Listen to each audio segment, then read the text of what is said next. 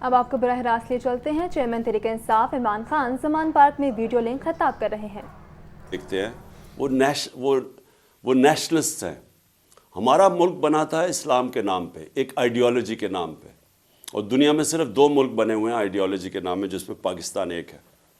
اور اس کی بڑی اسپیسیفک آبجیکٹیو ریزولوشن میں اس کا ڈیفائن کیا گیا ہے کہ ہمارے فاؤنڈنگ فادرز نے کہ پاکستان کا روڈ میپ کیا ہے، اور وہ انہوں نے ڈیفائن کیا تھا اسلامی فلاحی ریاست۔ اور اس کا اگر آپ اس کی بھی ڈیپتھ میں چلے جائیں تو وہ اس کو مدینہ کی ریاست، جو سب سے پہلے اسلام کی ریاست سیٹ اپ ہوئی تھی مدینہ میں ہمارے نبی صلی اللہ علیہ وسلم نے، اس کے اوپر وہ دنیا کی پہلی فلاحی ریاست بنی تھی۔ تو ہم نے جو فاؤنڈنگ پرنسپلز تھے اس کے اوپر بیس کرنا تھا پاکستان۔ تو یہ بڑا امپورٹنٹ ہے آپ کے لیے کہ اسکالرز کے لیے کہ یہ آپ کا کام ہے کہ اس کو عوام تک لے کے جائیں کہ وہ ریاست کیا تھی، کیا بننا تھا اور بن کیا گئے ہیں، اور پھر دنیا سے کمپیئر کریں کہ دنیا کون سے ملک آگے نکل گئے ہیں، کون سے ملک پیچھے رہ گئے ہیں، کن کو ڈیولپنگ ورلڈ کہتے ہیں اور کن کو فرسٹ ورلڈ کہتے ہیں، وہ کون سے ملک ہیں جدھر ہمارے لوگ ترستے ہیں، فراڈلنٹ ویزاز لیتے ہیں، انلیگل امیگرینٹس بن کے باہر جاتے ہیں ان ملکوں میں۔ مسلمان ملکوں سے آپ دیکھتے ہیں کہ کشتیوں میں بیچارے جا رہے ہوتے ہیں یورپ میں اور ڈوبتے ہیں اور مر جاتے ہیں، اور صرف اس لیے کہ وہ بھاگنا چاہتے ہیں ہمارے ملک سے ان ممالک جو مسلمان ملک نہیں ہیں۔ تو وہ کیا وجوہات ہیں؟ تو میرا جو سب سے پہلے میں شروع کرتا ہوں کہ دیکھیں اسلام کے اندر ہمارا رب العالمین ہے، سب انسانوں کا خدا ہے، رب المسلمین نہیں ہے۔ ہمارے نبی صلی اللہ علیہ وسلم رحمت للعالمین ہے، سب انسانوں کے لیے وہ رحمت بن کے آئے تھے۔ تو یہ سب سے پہلے یہ یاد رکھیں کہ جب جو بھی انسانی معاشرہ ان کے اصولوں کے اوپر، ان کے بتائے ہوئے اصولوں پہ جو بھی انسانی معاشرہ چلے گا وہ اوپر چلا جائے گا۔ وہ ضروری نہیں ہے کہ وہ مسلمان ہو، وہ انسان ہو۔ تو آج آپ جب کانٹرڈکشن دیکھتے ہیں کہ کیا وجہ ہے کہ ہمارے سے پہلے یورپ اوپر گیا، آج امریکہ اوپر ہے، چین اوپر جا رہا ہے، لیکن مسلمان تو نہیں ہے یہ۔ اگر آپ اس کی ڈیپتھ میں جائیں گے تو یہ ان اصولوں پہ چل رہے ہیں جو میرے نبی صلی اللہ علیہ وسلم نے مدینہ کے ریاست پہ سیٹ کیے تھے، جو اصول۔ تو ان کے میں مین چیزیں آپ کو بتا دیتا ہوں۔ ڈیپتھ میں تو اسکالرز کا کام ہے جانا اور لوگوں کو ان ڈیپتھ میں بتانا کہ کیسے، کیوں اللہ ہمیں حکم دیتا ہے کہ اس نبی صلی اللہ علیہ وسلم کی سنت پہ چلو، ان کی شریعہ پہ چلو۔ تو وہ تو ہماری بہتری کے لیے اللہ کہتا ہے نا، قرآن تو ہمارے لیے گائیڈنس ہے۔ تو جب اللہ ہمیں حکم دیتا ہے تو وہ کسی وجہ سے دیتا ہے، کیونکہ وہ جو انہوں نے اسٹیٹ سیٹ اپ کی تھی، وہ اس اسٹیٹ کے اندر دنیا کے تاریخ کا سب سے بڑا انقلاب آیا تھا۔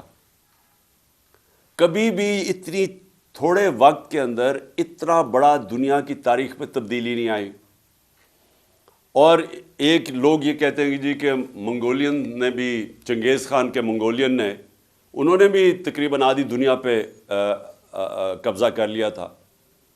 لیکن جب چنگیز خان کی اور منگولین فوجوں نے قبضہ کیا تو خون کے دریا بہے تھے۔ یہاں جو چینج آئی ہے، اگر آپ مدینہ کی ریاست کو سٹڈی کریں تو جب نبی صلی اللہ علیہ وسلم 622 پہ پہنچے تھے مدینہ ہجرت کر کے، اور 632 اس دنیا سے پردہ کر گئے تھے، وہ 10 سالوں کے اندر ایک وہ انقلاب آ چکا تھا۔ اس میں سارا جو عرب تھا وہ ان کے شروع ہوئے تھے 313 پہ، اور سارا عرب ان کے نیچے آ گیا تھا، اور ٹوٹل جو لوگ جن کی جانیں دونوں طرف جنگوں میں گئی تھی وہ 1200-1300 تھے۔ تو اس اصل میں وہ فکری انقلاب آیا تھا، انہوں نے ذہن چینج کر دیے اور وہ لوگوں کو تبدیل کر دیا۔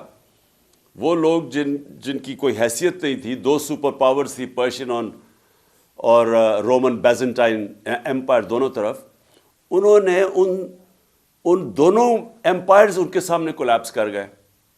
لیکن وہ اصل کولیپس کیے تھے جو ایک انہوں نے ذہن چینج کیے تھے لوگوں کے۔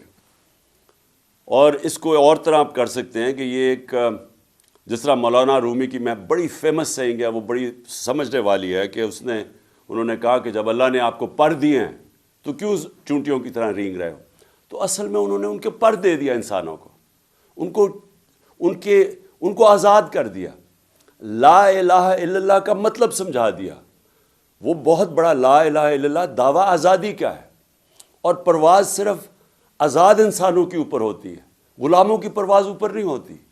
اس لیے جو علامہ اقبال کی ساری غلام ہندوستان کے مسلمانوں کو جگانے کی جو کوشش کی تھی، وہ ساری آزادی کی وہ بات کرتے تھے۔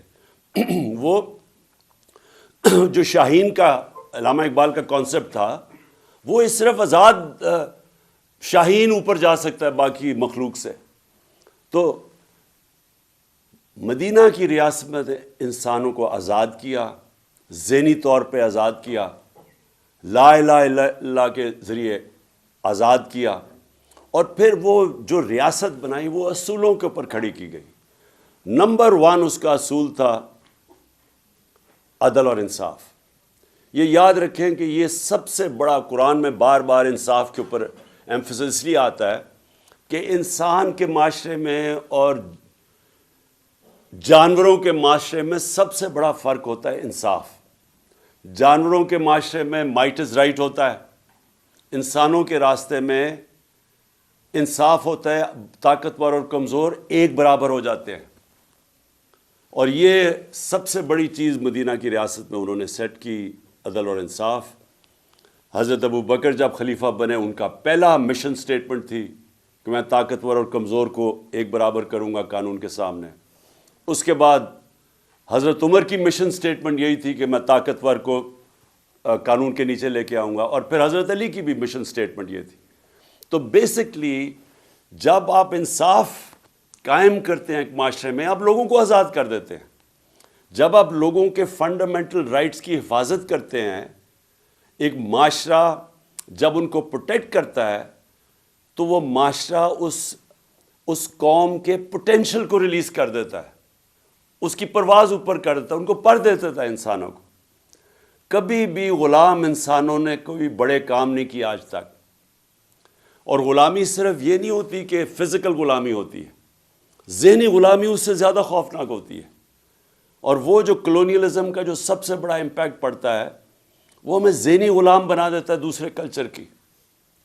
ہم ابھی تک یہی نہیں سمجھ سکے کہ جب ہم انگریزی پڑھاتے ہیں لوگوں کو ہائر ایجوکیشن کے لیے، اور کیونکہ اس وقت اسیوم کیا جاتا ہے کہ ہائر ایجوکیشن جو ہے